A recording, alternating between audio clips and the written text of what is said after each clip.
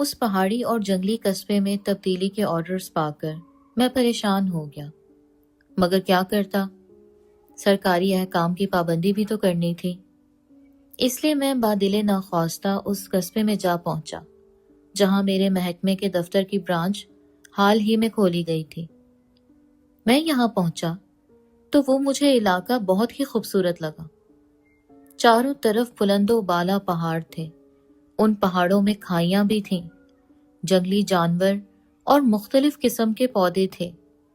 موسم بہار میں جب درختوں پر سبزہ آتا اور رنگ برنگے پھول کھلتے تو ان کی مہک دل و دماغ کو مسحور کر دیتی اور وہ علاقہ جنت کا سما پیدا کر دیتا۔ میری رہائش ایک ٹیلے پر بنے ہوئے ایک چھوٹے سے مکان میں تھی جہاں سے پورے قصبے کا نظارہ ہوتا تھا، اور وہ منظر دل کو بہت ہی بھلا لگتا تھا۔ رات کا کھانا کھانے کے بعد عموماً میں چہل قدمی کے لیے ادھر ادھر نکل جاتا تھا، کبھی اکیلا ہوتا اور کبھی کسی دوست یا ساتھی کے ہمراہ گھومتا رہتا، کبھی تو جلدی واپس آ جاتا اور کبھی رات گئے دیر تک واپسی ہوتی۔ وہ دسمبر کے آخری ہفتے کی سرد شام تھی۔ میں اکیلا ہی گھومنے نکل گیا۔ میں ایک سڑک کے کنارے ایک فلمی نغمہ گنگناتے ہوئے چلا جا رہا تھا۔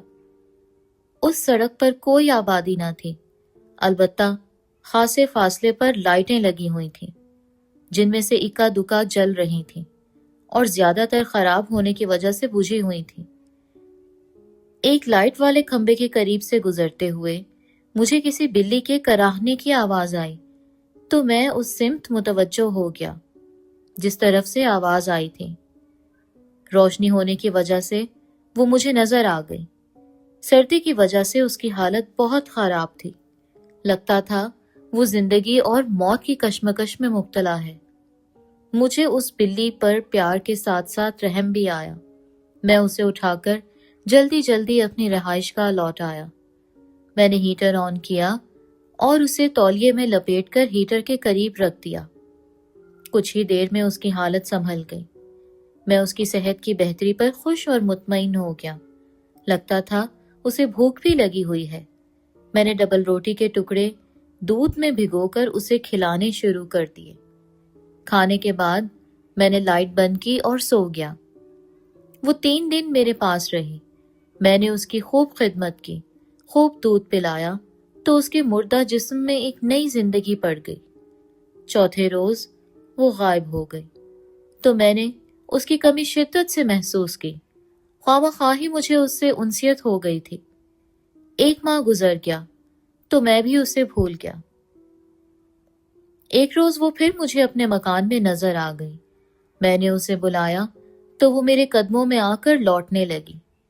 میں نے اس روز بھی اسے دودھ پلایا۔ اس نے دودھ پیا اور پھر بھاگ گئی، اور میں اسے آوازیں ہی دیتا رہ گیا۔ میں حیران تھا کہ وہ کہاں غائب ہو گئی ہے۔ مجھے اس کی آنکھیں بہت ہی پیاری لگتی تھیں۔ ان میں ایک عجیب سی کشش تھی۔ لگتا تھا کہ وہ گہرا نیلا سمندر ہو جن میں ڈوب جانے کو جی چاہتا۔ یہ سلسلہ 6 ماہ تک چلتا رہا۔ اب وہ بلی بڑی ہو گئی تھی۔ ایک روز میں غنودگی کے عالم میں تھا کہ ایک نہایت ہی مسحور کن خوشبو میرے کمرے میں پھیل گئی۔ ایسی خوشبو میں نے اس سے قبل کبھی محسوس نہ کی تھی۔ میں نے فوراً آنکھیں کھول دیں تاکہ دیکھ سکوں کہ یہ خوشبو کہاں سے آ رہی ہے۔ مجھے یقین تھا کہ میں رات کو لائٹ بند کر کے سویا تھا، مگر اس وقت کمرہ ایک عجیب سی روشنی سے بھرا ہوا تھا جسے میں کوئی نام نہیں دے سکتا کہ وہ روشنی سفید تھی، دودھیا تھی یا کوئی اور۔ میں نے بلب کی طرف دیکھا، وہ تو جل نہیں رہا تھا، تو پھر یہ روشنی کہاں سے آ رہی ہے؟ میں اٹھ کر بیٹھ گیا، ادھر ادھر دیکھا تو نظر آیا کہ وہ روشنی کھڑکی کی جانب سے آ رہی تھی۔ اس کھڑکی کے باہر ایک لڑکی کھڑی تھی جو بہت ہی حسین لگ رہی تھی۔ میں اسے دیکھ کر ششدر رہ گیا کہ یہ کون ہے اور یہاں کیوں آئی ہے۔ اگلے ہی لمحے مجھے خیال آیا کہ کھڑکی تو بہت اونچائی پر ہے اور کھڑکی کے باہر کھڑے ہونے کی کوئی جگہ بھی نہیں ہے، تو یہ کھڑکی کے باہر کیسے کھڑی ہے؟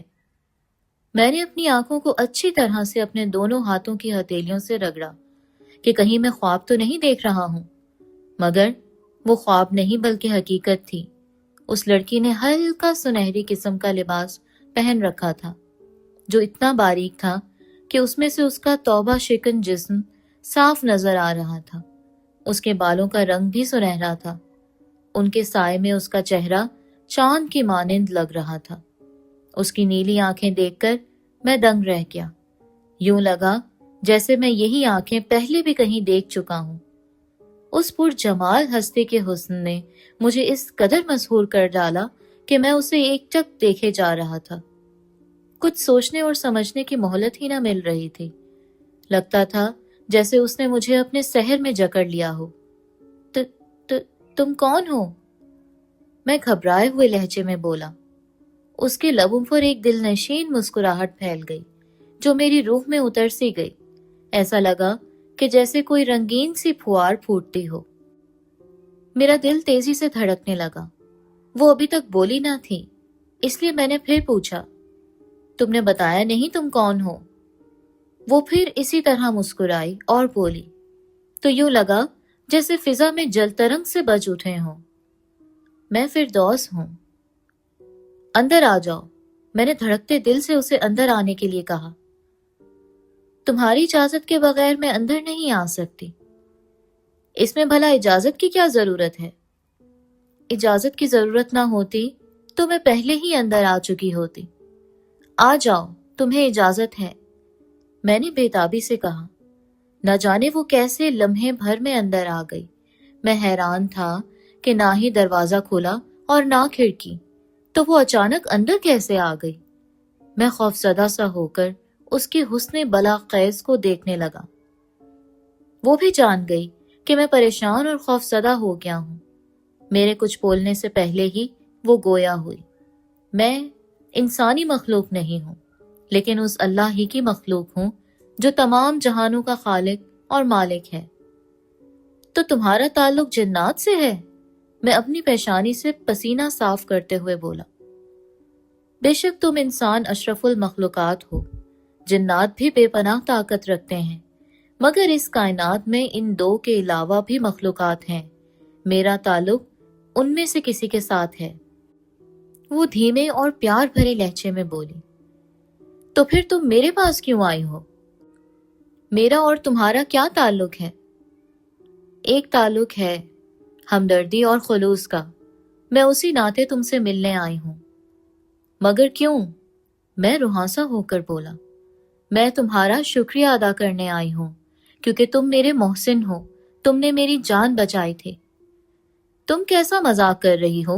میں تو تمہیں آج پہلی بار دیکھ رہا ہوں، میں نے اکتائے ہوئے لہجے میں کہا۔ تمہیں وہ بلی تو یاد ہوگی جو تمہیں سڑک کے کنارے ملی تھی اور تم اسے گھر لے آئے تھے، دودھ پلایا تھا، ڈبل روٹی کھلائی تھی۔ ہاں یاد ہے، میں اسے کیسے بھول سکتا ہوں؟ وہ بلی میں تھی، وہ سپاٹ لہجے میں بولی۔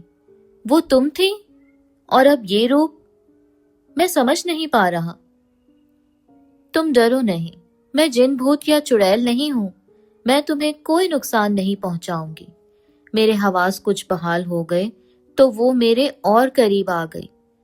اس مجسمہ حسن و نور کو اپنے قریب پا کر میرے دل کی دھڑکنیں بے قابو ہونے لگیں۔ میں نے اس کے چہرے کی طرف دیکھا تو اس کی نیلی آنکھیں چمک رہی تھیں۔ وہ میرے قریب آ کر بیٹھ گئی۔ اس کے دلکش بدن سے اٹھتی ہوئی مسکور کن خوشبو میرے حواس پر طاری ہونے لگی۔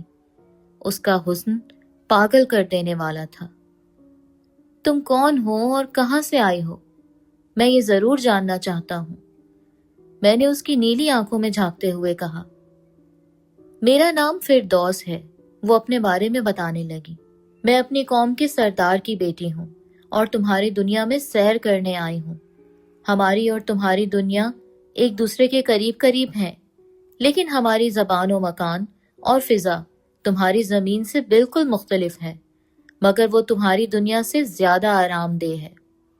آج میں تمہیں اپنی دنیا کی سیر کرانے لے کر جاؤں گی، چلو گے نا میرے ساتھ؟ وہ میری طرف محبت بھری نظروں سے دیکھتے ہوئے بولی۔ ہاں، میں تمہاری دنیا ضرور دیکھوں گا، میں نے بنا سوچے سمجھے کہہ دیا۔ تم میری آنکھوں میں جھانک کر دیکھو، وہ جادو بھرے لہجے میں بولی۔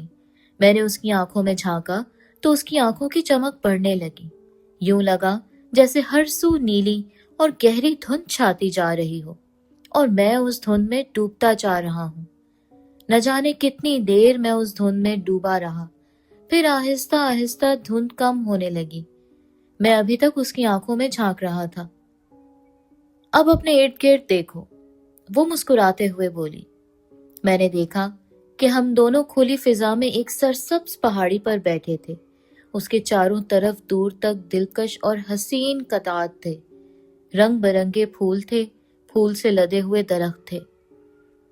کیسی لگی تمہیں میری یہ دنیا؟ بالکل تمہاری طرح حسین اور خوبصورت، میں نے محبت بھری نظروں سے اسے دیکھتے ہوئے کہا۔ لگتا ہے میری طرح تم بھی مجھے چاہنے لگے ہو۔ کیا تم مجھ سے شادی کرو گے؟ جی تو چاہتا ہے کہ تمہیں ان آنکھوں میں سمیٹ لوں، مگر میں انسان ہوں اور تم کوئی اور مخلوق ہو، میں نے مسرت بھرے انداز میں کہا۔ میں بھی تمہیں بے حد چاہنے لگی ہوں، مگر ہمیں شادی کے بعد ساری عمر تڑپتے ہوئے جینا پڑے گا، وہ اداسی بھرے لہجے میں بولی۔ میں تڑپنے کے لیے تیار ہوں، میں نے بے تابی سے کہا۔ تو پھر تمہیں میرے بابا سے بات کرنی پڑے گی، جو اس قبیلے کا سردار بھی ہے۔ تم مجھے اس کے پاس لے چلو۔ ہاں ٹھیک ہے، ہمیں ان کی عدالت میں پیش ہونا پڑے گا۔ کیوں؟ کیا ہم نے کوئی جرم کیا ہے؟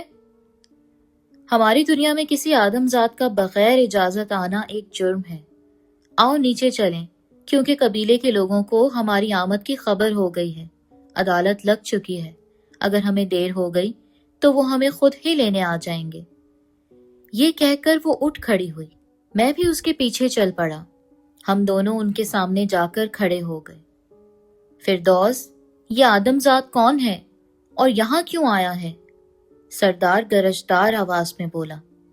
بابا، یہ میرا محسن ہے اور اسے یہاں لے کر میں آئی ہوں، وہ پورے اعتماد لہجے میں بولی۔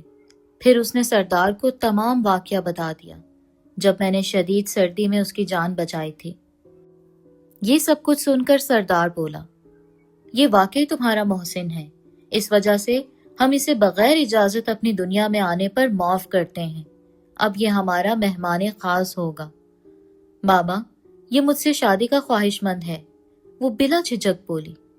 ٹھیک ہے، اسے مہمان خانے میں لے جاؤ، یہ کہہ کر سردار اٹھا اور ایک طرف چل پڑا۔ فردوس نے میرا ہاتھ تھاما اور مجھے لے کر ایک عمارت کے اندر داخل ہو گئی۔ وہ مجھے عمارت کے ایک خوبصورت اور آرام دہ کمرے میں لے گئی۔ اس کی آرائش کو میں لفظوں میں بیان نہیں کر سکتا۔ فردوس مجھے اس کمرے میں چھوڑ کر باہر نکل گئی۔ میں کمرے کے حسین نقش و نگار میں کھویا ہوا تھا کہ ایک حسین اور نوعمر لڑکی کمرے میں داخل ہوئی۔ اس نے سفید اور باریک لبادہ پہن رکھا تھا۔ معزز مہمان، غسل فرما لیجیے، یہ کہہ کر وہ مجھے ایک بہت بڑے غسل خانے میں لے گئی۔ تاز کے اندر بنے ہوئے تالاب سے خوشبو بھری بھاپ اٹھ رہی تھی۔ وہ مجھے خود غسل کروانا چاہتی تھی، مگر میں نے اسے منع کر دیا، اور اس کے جانے کے بعد میں خوشبودار تالاب میں اتر گیا۔ میں غسل کر کے واپس کمرے میں آیا تو اس لڑکی جیسی دو اور نوعمر لڑکیاں کمرے میں قالین پر دسترخوان بچھا کر اس پر کعبے لا کر رکھنے لگیں۔ وہ ایک بہت بڑی دعوت کا کھانا تھا جو کئی لوگ کھا سکتے تھے، مگر وہ دسترخوان صرف میرے لیے تھا۔ میں نے اپنی دنیا میں ایسے کھانے کبھی نہ کھائے تھے اور نہ ہی ان کے بارے میں کبھی سنا اور پڑھا تھا۔ کھانے کے بعد مجھے نہایت ہی عمدہ اور خوشبودار قہوہ پیش کیا گیا۔ کھانے اور قہوہ پینے کے بعد مجھ پر ایک عجیب قسم کی غنودگی سی طاری ہونے لگی کہ اچانک ایک خادمہ آ گئی اور کہنے لگی، معزز مہمان، آپ کو یاد فرمایا جا رہا ہے۔ میں اس خادمہ کے پیچھے چلتا ہوا ایک بہت بڑے ہال میں پہنچ گیا۔ اس ہال کو بڑی خوبصورتی سے سجایا گیا تھا۔ ایک سرخ رنگ کا پھولدار قیمتی قالین بچھا ہوا تھا جس پر سنہری کرسیاں بچھائی گئی تھیں۔ ایک طرف ایک بڑا سا پردہ لگا ہوا تھا، بالکل ایسے جیسے سینما گھروں کی اسکرین ہوتی ہے۔ ایک طرف ایک سٹیج بنایا گیا تھا جس پر ان کا سردار درمیان میں ایک بڑی اور شاہی طرز کی کرسی پر براجمان تھا۔ اس کے دائیں طرف والی کرسی خالی تھی، جبکہ بائیں طرف فردوس دلہن کے روپ میں بیٹھی تھی۔ اسٹیج پر رکھی گئی دیگر کرسیوں پر قبیلے کے معزز لوگ بیٹھے تھے۔ ہال میں رکھی گئی دیگر کرسیوں پر ایک طرف مرد اور دوسری طرف عورتیں بیٹھی تھیں۔ مجھے وہ خادمہ سردار کے ساتھ والی کرسی تک لے گئی۔ سردار نے مجھے اس پر بیٹھنے کو کہا تو میں وہاں بیٹھ گیا۔ سردار نے نکاح خواں کو بلایا تو وہ بھی اسٹیج پر آ کر ایک کرسی پر بیٹھ گیا۔ سردار نے اسے مخاطب کر کے کہا، محترم، شروع کیجیے۔ نکاح خواں نے میرا نام پوچھا، پھر والد کا۔ وہ سب کچھ ایک رجسٹر میں لکھتا جا رہا تھا۔ پھر اس نے مجھ سے ایک بار کہلوایا، تمہیں فردوس اختر سردار استجابت قبول ہے؟ میں نے کہا قبول ہے۔ پھر وہ اٹھ کر فردوس کے پاس گیا اور اسے بھی یہی کہا، تمہیں شمس ولد نور احمد قبول ہے؟ فردوس نے کہا قبول ہے۔ اس کے ساتھ ہی ہال تالیوں اور مبارکباد کے شور سے گونج اٹھا۔ کچھ دیر بعد جب شور تھما تو ہال کا پردہ اٹھا دیا گیا اور وہاں رقص و ساز کا پروگرام شروع ہوا۔ حسین اور نوجوان لڑکیوں نے ایسا رقص کیا کہ لگا جیسے سب کچھ ساکت ہو گیا ہو۔ وہ سب ایک سے بڑھ کر ایک حسین تھیں۔ اوپر سے سفید اور نیم اریاں لباس میں ان کا جسم قیامت ٹھا رہا تھا۔ اس جیسا رقص میں نے زندگی میں نہ دیکھا تھا۔ لگتا تھا سارے جہاں کا حسن اس ہال میں سمٹ آیا ہے۔ ایسی موسیقی میں نے کبھی نہ سنی تھی۔ جی چاہتا تھا وہ یوں ہی ناچتی اور گاتی رہیں اور میں سنتا اور دیکھتا رہوں۔ لیکن دیر گئے وہ پروگرام بالآخر ختم ہو گیا۔ مجھے اور فردوس کو ایک خوبصورتی سے سجائی گئی خوابگاہ میں پہنچا دیا گیا۔ وہاں آ کر فردوس نے دلہنوں والا لباس اتار کر ایک سنہری لباس پہن لیا۔ اس وقت اس کا حسن قیامت ٹھا رہا تھا۔ اس نے لائٹ بند کر دی اور میری باہوں میں سما گئی۔ پھر اس نیم تاریک خوابگاہ میں نہ جانے کتنا وقت گزر گیا، کتنے دن اور کتنی راتیں، مجھے یہ معلوم نہ تھا، کیونکہ ہم دونوں اس خوابگاہ سے باہر ہی نہ نکلے تھے۔ ہمیں ہر آسائش اور ضرورت وہاں ہی مہیا کی جا رہی تھی۔ میری دنیا صرف فردوس اور اس خوابگاہ تک ہی محدود ہو کر رہ گئی تھی۔ مجھے صرف فردوس یاد تھی، اس کے علاوہ کچھ بھی یاد نہیں تھا۔ شمس، اب آپ کے جانے کا وقت ہو گیا ہے۔ ایک دن فردوس اداس لہجے میں بولی۔ کہاں جانے کا؟ میں نے پریشان سا ہو کر پوچھا۔ واپس تمہاری اپنی دنیا میں، وہ سسکتے ہوئے بولی۔ اب میں اور تم کبھی نہ مل سکیں گے۔ نہیں فردوس، میں اب یہیں رہوں گا، میں اپنی دنیا میں واپس نہیں جاؤں گا، میں نے اٹل لہجے میں کہا۔ نہیں شمس، تمہیں جانا ہوگا۔ ہماری اس دنیا کا یہی قاعدہ اور قانون ہے۔ یہاں کوئی آدم زاد آ ہی نہیں سکتا، اور اگر آ جائے تو زندہ واپس نہیں جا سکتا۔ تم خوش قسمت ہو کہ میری پسند ہو، میرے شوہر بھی ہو، اس لیے زندہ ہو۔ تمہاری بہتری اسی میں ہے کہ تم واپس چلے جاؤ، ورنہ تم زندہ نہ رہ پاؤ گے۔ اس سلسلے میں بھی تمہاری کوئی مدد نہ کر سکوں گی۔ لیکن میں نہیں جاؤں گا فردوس، کیونکہ اب تم میری بیوی ہو، میں تمہارے بغیر نہیں رہ سکتا۔ تم نے مجھے محبت کے اس رنگ اور شدت سے روشناس کرایا ہے کہ اب مجھے اپنی دنیا کی کوئی چیز اچھی نہ لگے گی۔ میں نے یقین سے کہہ دیا۔ شمس، بیکار کی ضد چھوڑ دو، وہ التجائیہ لہجے میں بولی۔ ٹھیک ہے، میں یہاں نہیں رہوں گا، مگر تمہیں بھی میرے ساتھ جانا ہوگا۔ تمہیں کیسے سمجھاؤں شمس، یہ بھی ناممکن ہے، کیونکہ اب میری اور تمہاری ملاقات کبھی نہ ہوگی۔ ہاں، ہوئی بھی تو اگلے جہان میں ہوگی، کیونکہ ہماری اور تمہاری دنیا بالکل مختلف ہے۔ مانا کہ ہماری شکلیں انسانوں جیسی ہیں، مگر اس کے باوجود ہم تم سے بہت مختلف ہیں۔ تمہیں جانا ہوگا۔ فردوس کی آنکھیں آنسوؤں سے بھر گئیں۔ فردوس، یہ ظلم ہے جو تم مجھ پر ہی نہیں اپنے آپ پر بھی کر رہی ہو، میں نے التجا آمیز لہجے میں کہا۔ وہ روتے ہوئے بولی، میں اب کبھی نہ ہی تمہاری دنیا میں جا سکوں گی اور نہ ہی تم سے مل سکوں گی۔ پھر میں اپنی دنیا میں جا کر کیا کروں گا؟ مجھے یہاں ہی مرنے دو، میں نے ہمت ہارتے ہوئے کہا۔ یہ بھی نہیں ہو سکتا، اگر تم یہاں رہ بھی گئے تو ہم تمہیں تمہاری دنیا میں پھینک آئیں گے۔ آؤ میرے ساتھ، وہ میرا ہاتھ پکڑتے ہوئے بولی۔ کہاں؟ میں نے مایوسی بھرے انداز میں کہا۔ اسی پہاڑی پر جہاں ہم ملے تھے۔ میں فردوس کے ہمراہ چلتا ہوا اسی پہاڑی پر آ گیا۔ میں نے نیچے آبادی کی طرف دیکھا تو فردوس کے قبیلے کے تمام لوگ ایک جگہ جمع تھے اور ہم دونوں کی طرف دیکھ رہے تھے۔ شمس، اب تم اپنی دنیا میں جاؤ گے، ورنہ میرے قبیلے کے لوگ قیامت برپا کر دیں گے۔ ٹھیک ہے فردوس، مجھے تمہاری جدائی اب سہنی ہی پڑے گی، بس تم یہ سمجھ لینا کہ جیسے کچھ ہوا ہی نہ ہو۔ ہاں، ایک بات اور یاد رکھنا، اب تم اپنی دنیا میں جا کر کسی اور عورت سے شادی مت کرنا، ورنہ نقصان اٹھاؤ گے۔ فردوس یہ کہہ کر میرے قریب تر آ گئی۔ وہ اداسی بھرے لہجے میں بولی، میری آنکھوں میں دیکھو۔ میں نے اس کی گہری نیلی جھیل جیسی آنکھوں میں دیکھا تو دیکھتا ہی رہ گیا۔ پھر نیلی دھند میرے چاروں طرف پھیلنے لگی اور میں اس میں ڈوبنے لگا۔ میں نے فردوس کو پکڑنے کے لیے ہاتھ پاؤں چلائے، مگر وہ نہ جانے کہاں چلی گئی تھی۔ میں خلا میں ہاتھ پیر مارتا رہا، پھر آہستہ آہستہ دھند چھٹنے لگی۔ مجھے ہوش آیا تو میں اپنے کمرے میں تھا اور شدید بخار کی شدت سے سلگ رہا تھا۔ چند لمحوں بعد میں پھر بے ہوش ہو گیا۔ میں 3 ماہ بیمار رہا۔ مجھے عجیب قسم کا بخار ہو گیا تھا۔ ڈاکٹروں کی سمجھ میں اس کا علاج ہی نہ آ رہا تھا۔ دن بدن میں کمزور ہوتا جا رہا تھا۔ مجھے فردوس اب بھی یاد آتی تھی۔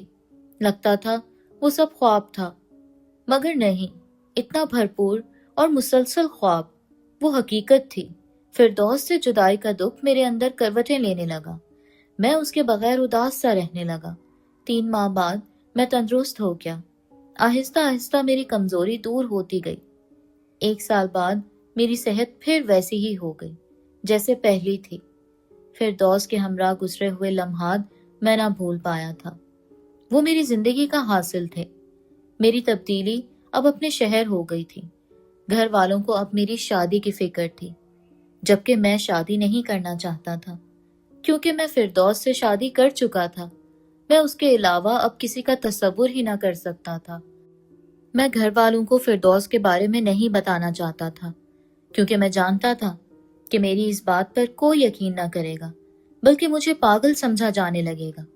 اس لیے میں نے کسی کو بھی نہ بتایا کہ میری ایک دوسری مخلوق سے شادی ہو چکی ہے۔ گھر والوں کے بے حد اصرار پر مجھے ہتھیار ڈالنے ہی پڑ گئے۔ سعدیہ میری بیوی بن کر آ گئی۔ سعدیہ میرے قریبی رشتہ داروں میں سے تھی۔ پوری برادری میں اس جیسی حسین لڑکی نہ تھی۔ میں اسے پسند کرتا تھا، مگر فردوس سے ملاقات ہونے سے پہلے اب مجبوراً مجھے اس کے ساتھ نبھا کرنا تھا۔ وہ ہماری سہاگ رات تھی، ارمانوں اور امنگوں بھری رات۔ اس رات مجھے فردوس بہت یاد آئی، اور ساتھ ہی اس کے آخری الفاظ بھی کہ اب شادی نہ کرنا ورنہ نقصان اٹھاؤ گے۔ مگر میں نے انہیں بھلا کر آگے بڑھ کر سعدیہ کا گھونگھٹ الٹ دیا۔ میں نے سعدیہ کو انگوٹھی پہنائی اور پھر محبت کی دنیا میں کھو گئے۔ وہ رات میرے اور سعدیہ کے ملن کی پہلی اور آخری رات ثابت ہوئی۔ سعدیہ نے مجھ سے طلاق لے کر کسی اور جگہ شادی کر لی، کیونکہ میں مردانہ صلاحیتوں سے محروم ہو گیا تھا۔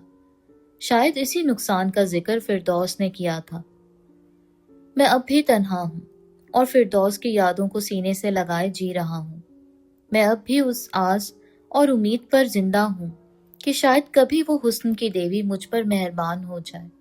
میں نہیں جانتا کہ فردوس کون تھی، اس کا تعلق کس دنیا سے تھا، وہ مجھ پر کیوں مہربان ہوئی اور مجھے کس جرم کی پاداش میں مردانگی سے محروم کر دیا۔